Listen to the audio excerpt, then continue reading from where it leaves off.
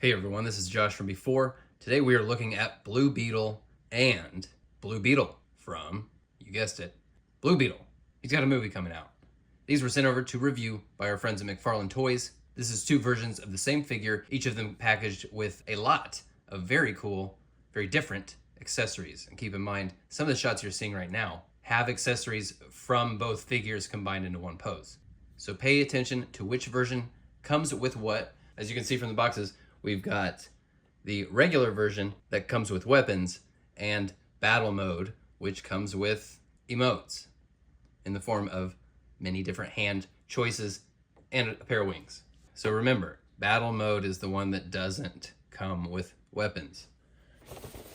Makes sense? On the box, some really fun artwork of the character design from the movie, which harkens back to blister cards of 90s action figure movie tie-in figures. The barcodes, here's regular version. This is battle mode. Let's get them out.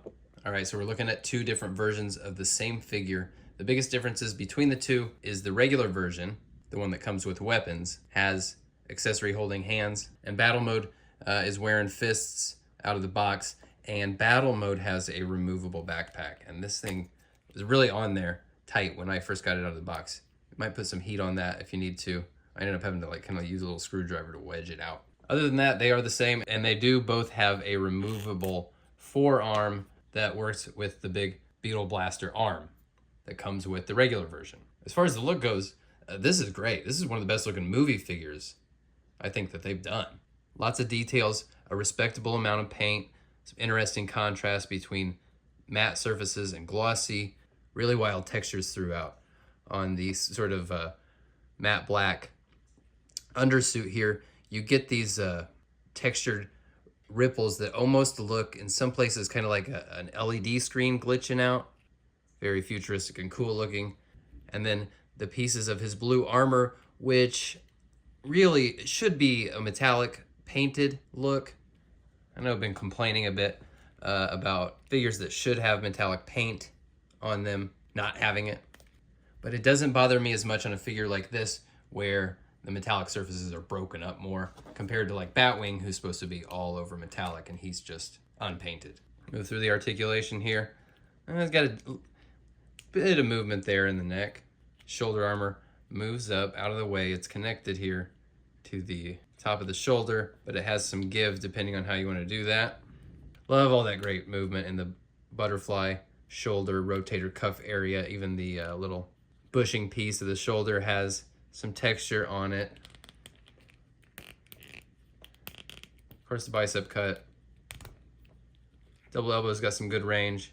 Good range on those ball jointed wrists that are tucked up in there very nicely. Got a little bit of sculpt to it, so it's not just a total ball. Nice movement here at the waist and diaphragm. Forward crunch feels it's hindered a bit by the pelvis piece riding up here really high. That lack of forward crunch is really made up for by the way the pelvis piece is cut at those hips is just right. Allows these to get all the way up. I know a lot of people were wondering if this guy would be able to do the pose that the 12-inch statue is in. And he really does get up there nice, and the legs still close even when they're lifted all the way up like that. That's really nice. Those hips, maybe one of the high points in a really solid figure. Of course, you see a little black under there when you bend the knees. Sculpted ball joint ankles and toes, we know how those goes. Now, as for attaching all his various parts and pieces, battle mode here. The backpack is removable, of course, like I said, kind of tough to get it off there. Come on. The backpack piece has these two little pegs. You can pop the wings in there like so and peg this back on. So there's the wings for battle mode. These are really cool looking. You got these insect looking wings, but they've got a very modern looking kind of hexagon pattern. They're translucent with some dry brush paint on them. That brings out the detail really nicely.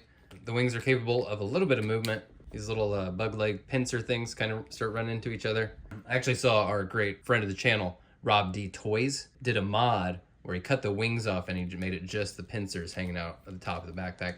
That was a really nice piece of customization there. No flight stand, by the way, with the winged version Another figure, I just reviewed Batwing. He didn't have a flight stand, desperately needed one, and I would think you would want your winged character here to have a flight stand, but no such luck.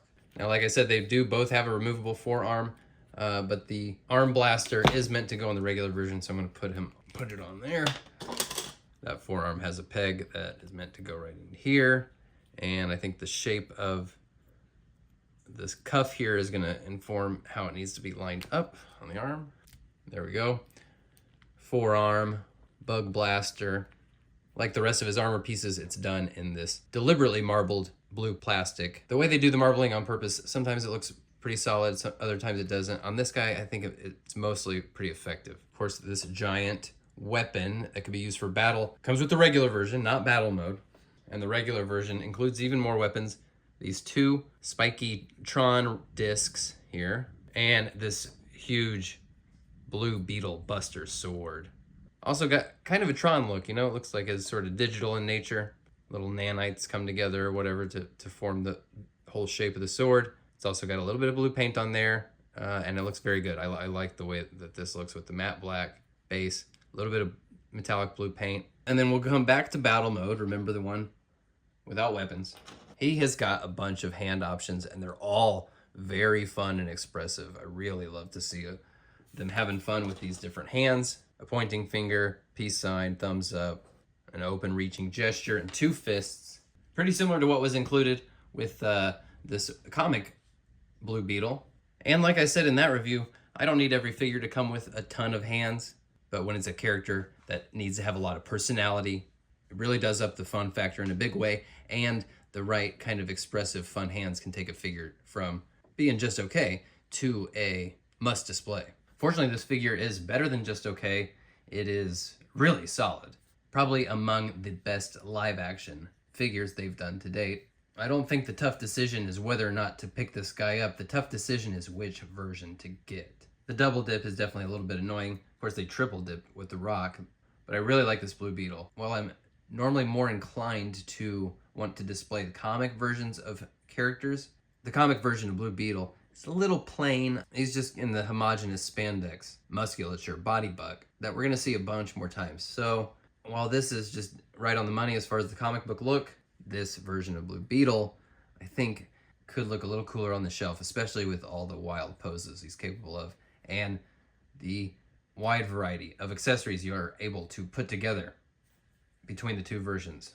Let me know which version you prefer. I'm curious to see what the consensus is. I think I'm partial to battle mode with the extra hands and the wings. Just a little bit more expressive. All right, gang. I'll catch you next time when I'm going to look at Carapax Mega Fig. Peace out.